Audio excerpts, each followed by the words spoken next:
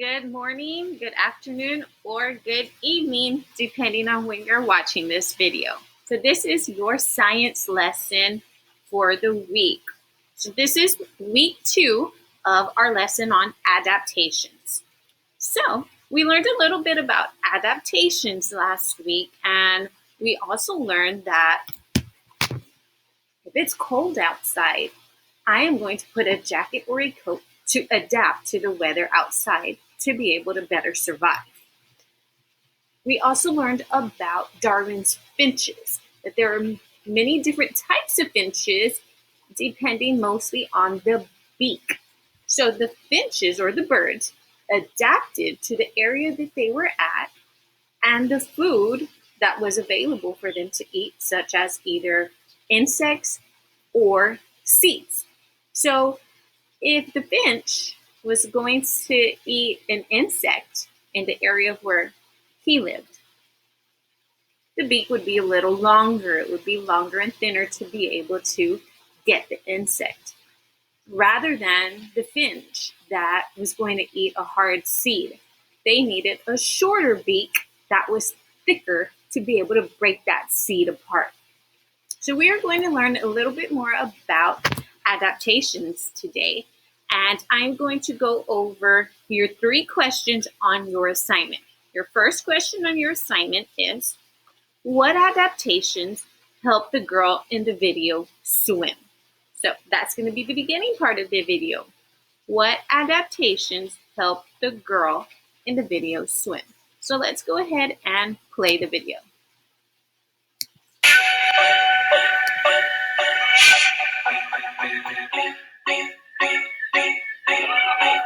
All this gear helps adapt me to a water environment. This snorkel lets me breathe underwater. This mask helps me to see underwater. And these fins help me swim faster.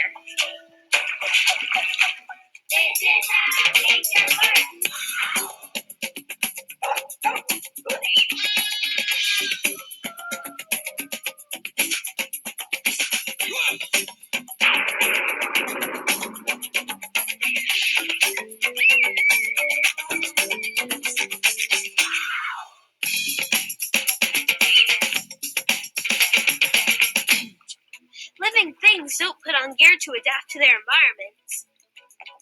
Instead, over many generations, the features that help them survive in their environment are passed on.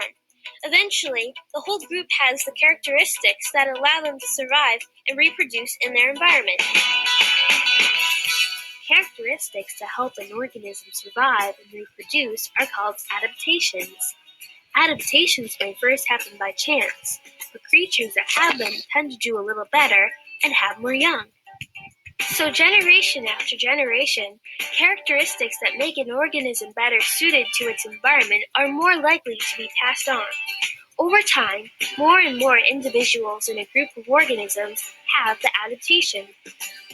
To see underwater and cover my nose, I had to put on this mask. Beavers have adaptations for that, a membrane over their eyes and nose plugs. Most features that you can see are adaptations. Adaptations help animals hide, avoid predators, catch prey, find food, and survive harsh weather.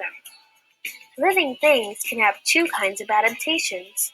Organisms' physical adaptations to their environments are called structural adaptations. For example, the bullfrog's camouflage helps it hide, and its strong leg muscles make it a great jumper. Okay, so I'm going to go over a couple things that help the girl swim in the video. So there was something that she had to put over her eyes to help her see underwater. That's one adaptation that helped the girl swim. So go ahead and write that down on your paper. What did she have to put on her eyes?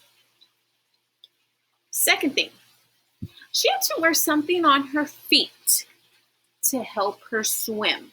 So there was something that she did put on her feet, and they're not shoes.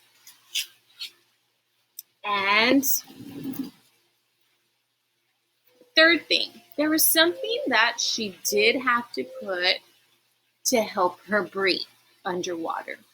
What was it that she had to use to help her breathe underwater or survive underwater?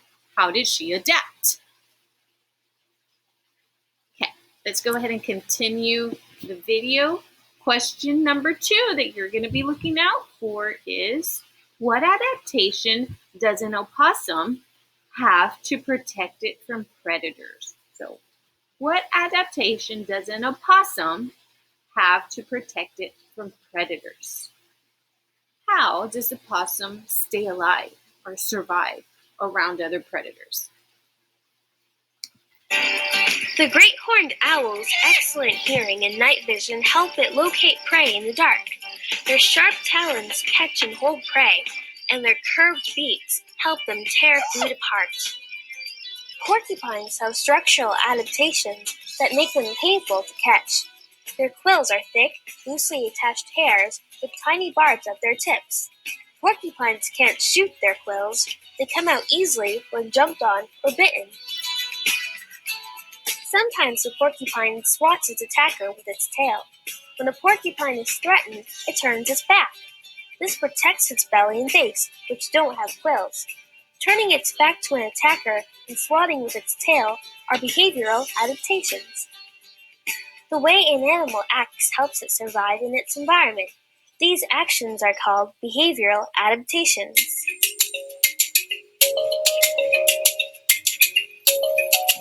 Other behavioral adaptations help animals survive harsh conditions. For example, the migration of songbirds in the fall to find food. Birds that don't migrate, like the wild turkey, have behavioral adaptations for dealing with snow. They dig through snow to find acorns and other seeds. Many animals have behaviors that help them survive winter conditions. Sometimes an animal uses a combination of structural and behavioral adaptations. Box turtle shells protect the turtle from predators. When the turtle is threatened, it pulls in its head and legs. Snapping turtles don't have strong bottom shells to protect their legs and tail, so they swim away when threatened. If threatened on land, they defend themselves by snapping with a long neck and powerful beak. Adaptations help animals survive, thrive, and reproduce in their environments. Adaptations have to do with the way an animal is made, the way it acts, or a combination of the two. But one way or another, the animals that survive in a particular environment are the ones with adaptations to that environment. When I get back to the nature center, I'll ask Dave more about adaptations, but for now, I'm going back in the water.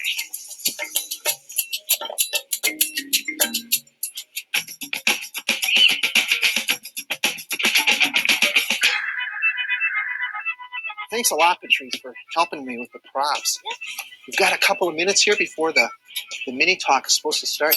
You want to see them? Let me take them out of here.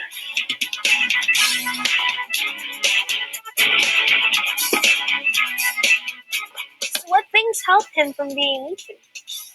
Actually, opossums have a lot of behavioral adaptations. If they do detect danger with their ears, they sometimes can scurry into a hole underground or maybe even climb up a tree. But if they can't get to one of those places like that, then they have a couple other things up their sleeve. They have a behavioral adaptation that some people refer to as being called playing possum. Okay, so one way that they can get away from their enemies or from their predators is, he said, they can dig a hole.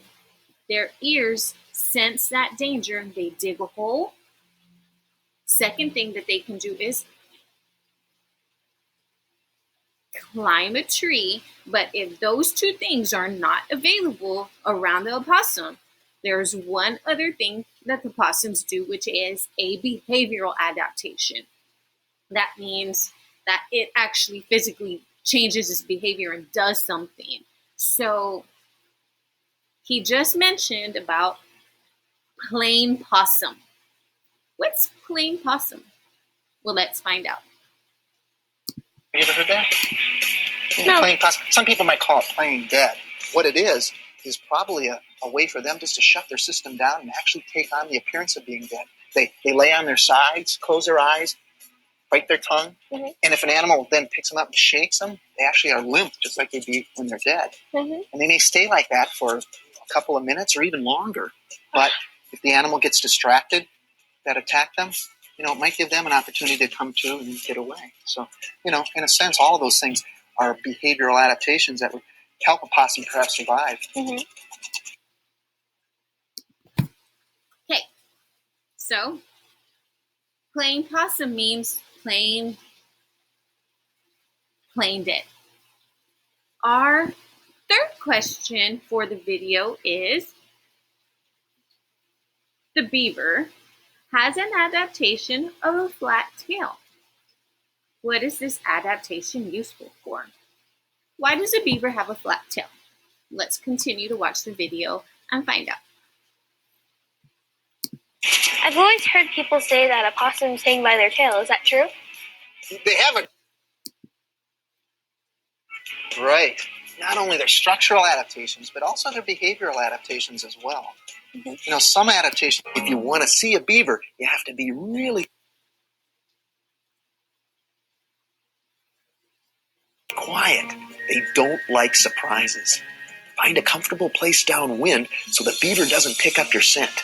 Then settle in and wait. Beavers are the largest rodents in North America. Rodents have sharp, flat front teeth called incisors that are good for gnawing. Mice, squirrels, and porcupines are also rodents. Beavers use their teeth to cut down and snip off branches they need to build their lodges and dams. The beaver's front teeth grow throughout their lives. This is important because gnawing wears down their teeth. Beavers are 3 to 4 feet long and can weigh from 35 to 70 pounds. Beavers have large, flat tails. Some people think beavers use their tails to pack down mud or as a propeller in the water, but they don't. They use their tails for balance. When beavers gnaw on trees, they stand on their hind legs and press down with their tails. This helps them get a bigger bite out of the tree and cut it down more quickly. Okay, so we just saw the video